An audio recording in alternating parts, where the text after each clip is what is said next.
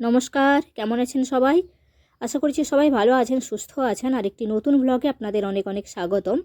আর এখন বাজে 9:51। যেহেতু ঘড়ি নেই, মোবাইলে দেখি, তো সেহেতু টাইমটা বলে দিলাম, দেখাতে পাচ্ছি না।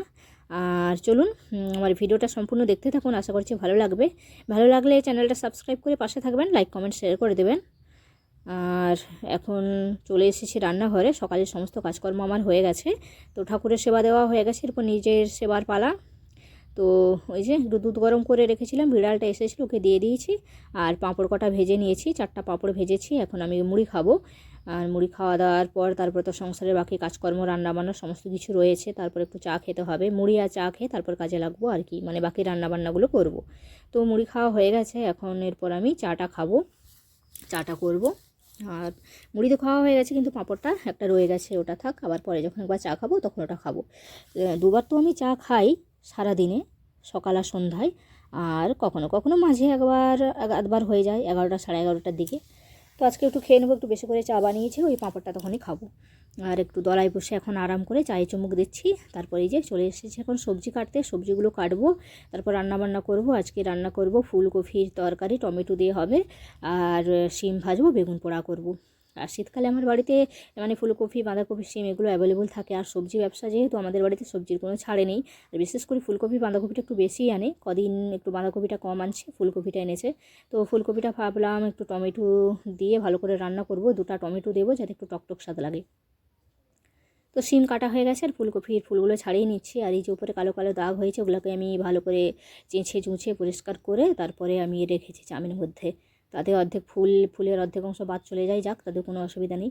আর এই যে এখানটায় তেল ঢালতে গিয়ে তেলটা না একটু পড়ে গিয়েছে, ওটা একটু হাতে করে তুলে ওই যে বাটিতে রেখেছি, ওটা ছাঁকনি দিয়ে ছেঁকে ওটাকে কাজে লাগাতে হবে।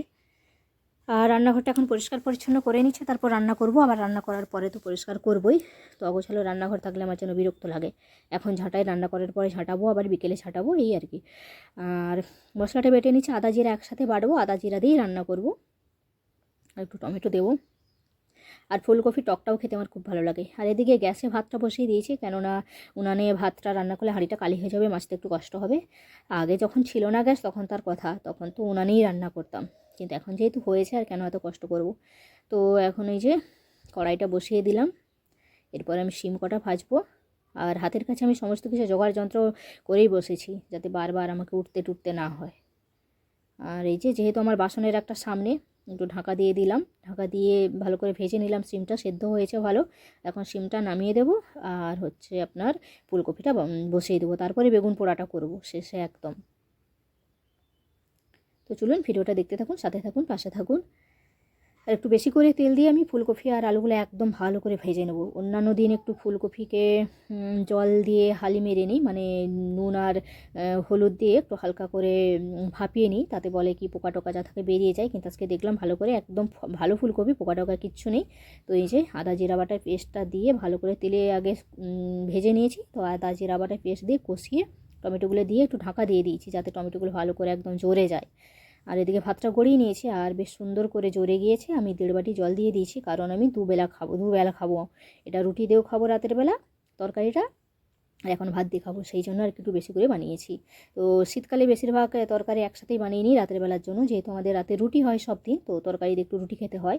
দুধ কেনা হয় ঠিকই, কিন্তু দুধ দিয়ে রুটি খেতে আমার অতটা ভালো লাগে না, সেই জন্য আমি একটু তরকারি রাখি। আর এই যে এখন বেগুনটা পুড়তে দিয়ে দেবো, একটু গরম মশলা দিয়েছি, তো সেই জন্য আমি ফুলকপিটা এখন একটু চাপা দিয়ে রেখে দিলাম, যাতে সুগন্ধটা বেরিয়ে না যায়।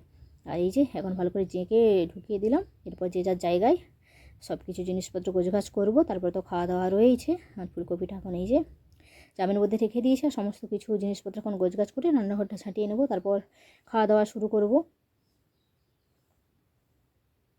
এই যে ভাতের হাঁড়ির ফ্যানটা গেলে দিয়েছিলাম, সেটা এখন ঠিকঠাক করে সমস্ত কিছু জিনিস ঠিকঠাক সাইজ করে রেখে দিচ্ছি। আর উনানটা তো শকুর নয়, তো যেহেতু এখানটা পরিষ্কার করে ঝাঁটিয়ে নেবো আর কি। আর এই ছাইগুলো নিয়ে যাব, এই কড়াটা তো মাজতে হবে। তার আগে ফুলকপিটা তার আগে তরকারিটা একটু চাপা দিয়ে দিলাম। তো চলুন, সব কিছু পরিষ্কার হয়েছে, এবার খাওয়া দাওয়া, তো এরপর খাওয়া দাওয়া শুরু করব। আর ভিডিওটা এখন এখানেই শেষ করছি, আবার নতুন কোনো ভ্লগ নিয়ে আগামী দিনে আসবো, দেখা হবে, কথা হবে। সবাই ভালো থাকবেন, রাধে রাধে।